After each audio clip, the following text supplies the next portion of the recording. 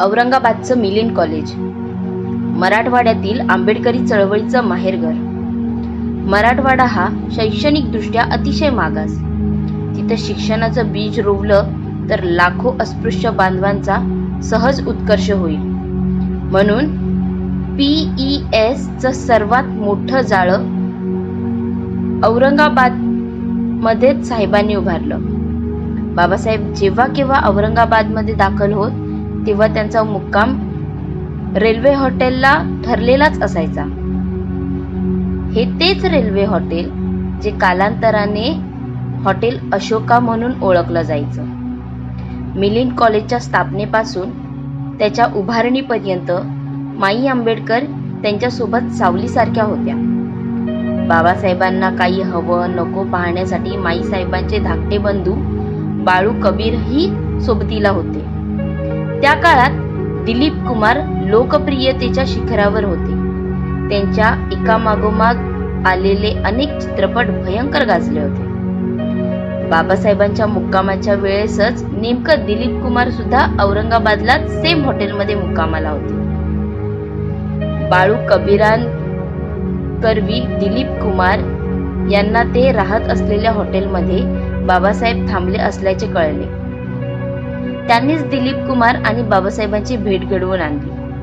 Primary introduction Balu कबीरांनीच करून दिलं. बाबासाहेबांनीही आपुलकीनं दाखवत दिलीप कुमार यांचं स्वागत केलं. त्यांच्या अनेक विषयांवरती गप्पा झाल्या. राजकारण ते सिनेमा असं बरंच काही. नंतर विषय आला तो मिलिंद कॉलेजचा.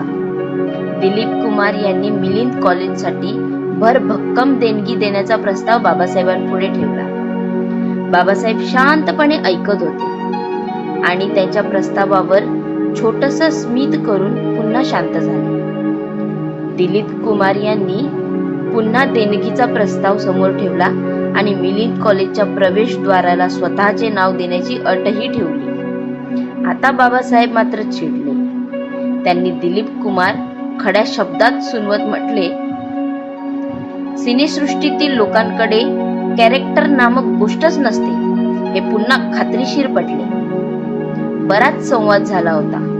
प्रचंड झापून दिलीप कुमार आणि त्याने देऊ केलेले पैसे परतावले होते बाबासाहेबांनी.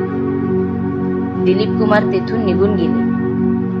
झाल्या प्रकारावर बोलताना बाळू कबीर म्हणाले, या नटाकडे लाखो रुपये आहेत. आपण ज्या शिक्षण संस्था चालवतो त्यांना सध्या आर्थिक सहाय्याची खूप गरज आहे. आपण त्यांच्याशी सलगीने वागला असतात आणि त्याला विनंती केली असती तर त्याने आपल्या संस्थेला हजारो रुपये दान सुद्धा केले असते. मेवण्याच्या शब्दांनी क्रोधित झालेल्या बाबासाहेबांनी बाळू कबीरांना स्पष्ट सुनावलं की काय म्हणतोस, मूर्ख आहेस तू. ज्या लोकांनी आपल्या शील चरित्र्याचे प्रदर्शन मांडून धनदौलत कमावली अशा लोकांकडून मी कधीच पैशांची अपेक्षा केली नाही आणि करणारही नाही. ज्यांनी अनितीच्या आणि भ्रष्ट मार्गाने धनदौलत जमवली आहे त्यांच्या मदतीच्या बळावर ज्ञान दानासारखे पवित्र कार्य मी कधीही करणार नाही आणि माझ्या संस्था मेल्या तरी बेहत्तर. थोडक्यात काय तर पैशाचं दान देण्यासारखं इंटेन्शन महत्वाचं असतं. त्यानं देऊ केलेली रक्कम ही क्षुल्लक असते. सरकारनं 125 कोटी रुपये दिल्यानं सरकार हे अतिशय संविधानवादी आहे असं मानणाऱ्या टिक्कीच्या उद्योजकांनी सदर प्रसंग जरूर वाचावा आणि त्यातून योग्य तो बोध घ्यावा आणि जमलंच तर नैतिकतेचा पाठ घालून देणाऱ्या बाबासाहेबांचं आभारही मानावं. कारण आज मिलिंद कॉलेज कोणत्याही मदतीविना ताठ मानेनं उभा आहे आणि या महाविद्यालयाने भारताला एकापेक्षा एक महान लोक दिलेत. त्यांच्याबद्दलही लिहिणेच सावकाश. तुर्तास इथेच थांबतो. थँक्स बाबासाहेब. सदर घटनेच्या संदर्भासाठी माई आंबेडकर लिखित बाबासाहेबांच्या सहवासात हे पुस्तक चाळता येईल. जय भीम.